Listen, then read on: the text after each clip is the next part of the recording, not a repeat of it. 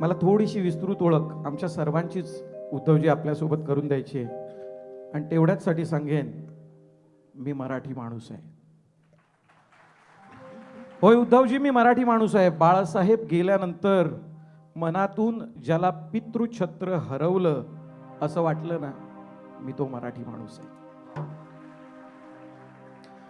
घाईघाईनं कोविडच्या लॉकडाऊनला जाहीर केल्यानंतर ज्या माणसानं तासाभरामध्ये टीव्ही स्क्रीनवर येऊन माझं कुटुंब या संकटामध्ये तग धरून उभं राहील अशी संजीवनी आपल्या शब्दातून मला दिली ना,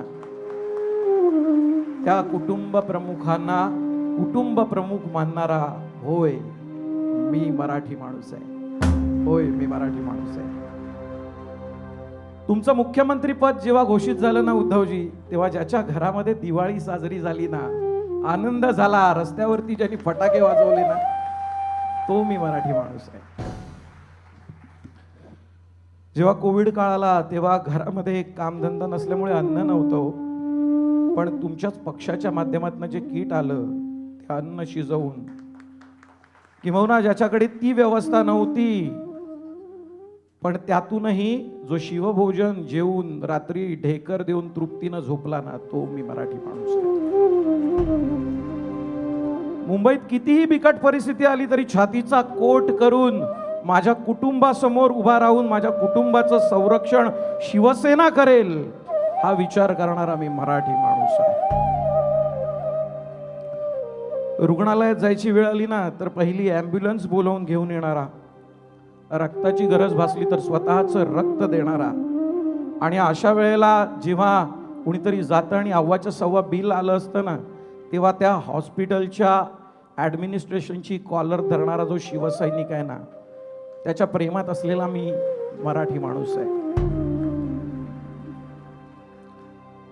आदित्य साहेबांच्या संकल्पनेतून महापालिकेमध्ये शाळातून शिकणाऱ्या विद्यार्थ्याचा मी पालक आहे. होय मी मराठी माणूस आहे. आमच्या मुलांच्या शाळा कॉलेजासाठी सातत्यानं झगडणारे, त्यांच्या ॲडमिशनसाठी नेहमीच राबत असणारे, जेव्हा शालेय वर्ष सुरू होतं तेव्हा वह्या वाटणारे, लोकांना पावसाळ्याआधी छत्री देणारे आणि शालांत परीक्षा झाल्यावरती गुणगौरव समारंभ आयोजित करणाऱ्या प्रत्येक आमदार, खासदार, शाखा प्रमुखाचा आभारी असलेला, होय मी मराठी माणूस आहे. मुंबई महापालिकेमध्ये जमा केलेल्या ठेवी कुणी केल्या आणि सागरी महामार्गाचं श्रेय कुणी जरी घेतलं तरी त्यामागे तुमचा खंबीर हात होता याची जाण असलेला, होय मी मराठी माणूस आहे.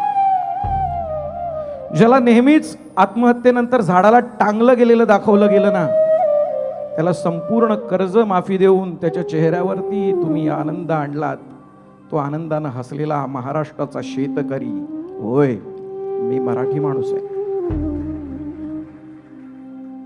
तुमचं मुख्यमंत्री पद हिरावल्यानंतर तुम्ही आणि वहिनी अगदी हसऱ्या चेहऱ्यानं वर्षावरना घरी निघालात, पण तरी सुद्धा तुम्हाला बघून टीव्ही स्क्रीन समोर डोळे डबडबून जो रडला ना, मी तो मराठी माणूस आहे.